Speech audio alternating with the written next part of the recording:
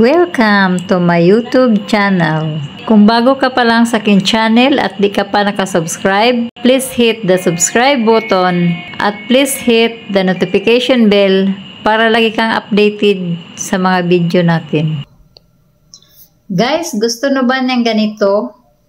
Yung dalawang apps sabay gamitin sa isang screen. Kung baga, i-split natin ang screen mo. Kung gusto mong malaman kung paano, sundan mo lang at tapusin mo ang video ito. Subukan natin ang Facebook at Messenger. Nakabukas na sa window kasi kagagamit ko lang. I-click lang ang tatlong dot na nasa taas, then split screen. So ayan na guys, makikita mo na sa screen mo ang Facebook at ang Messenger. So dalawa na siya, pwede mo siyang gamitin ng sabay. Habang nagpe-Facebook ka, nag-scroll ka sa Facebook, pwede ka rin mag-chat sa Messenger. So nasa isang screen na lang silang dalawa. So nagdepende na sa inyo guys kung anong apps ang palagi ninyong ginagamit. Pwede niyo siyang i-split sa screen ninyo. Halimbawa, nag-Facebook kayo habang nanood kayo ng music sa YouTube.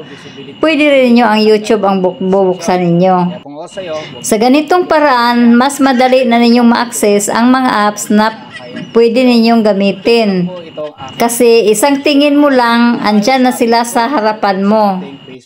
Halimbawa, kung may notification sa Messenger or sa Facebook mo, mas madali mo na silang makita ng sabay-sabay.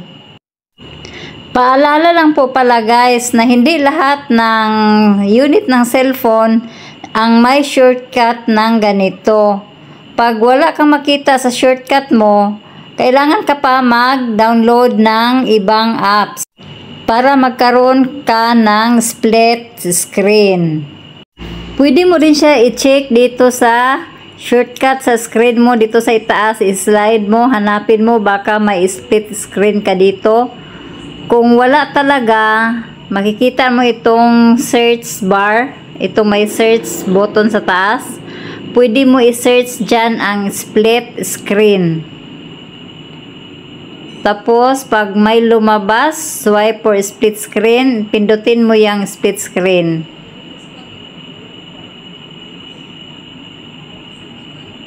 Then, toggle on mo lang siya. Full screen and split screen view. I-turn on mo lang ito.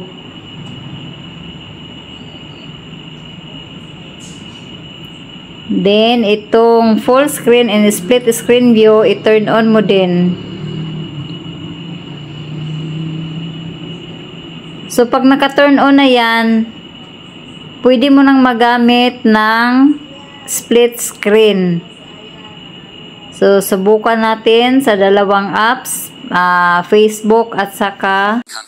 So, dito sa window ng ating screen, may mga apps na dito na nakabukas na siya. So, subukan natin na mag-split screen tayo.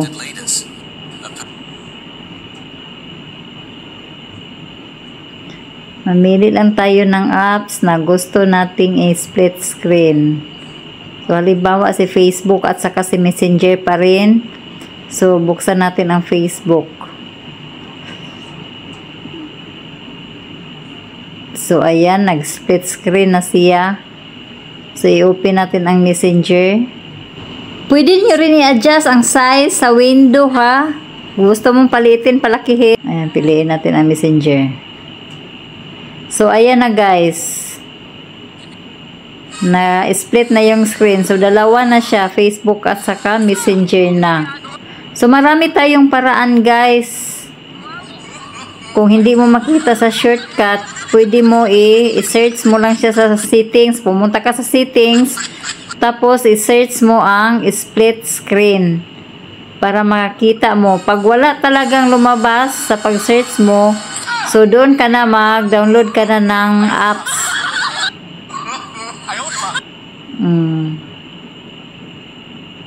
So, ganyan lang siya kadali guys, no? Kung may natutunan ka sa bidyong ito, paki-share na rin para makatulong. Thank you for watching. Have a good day.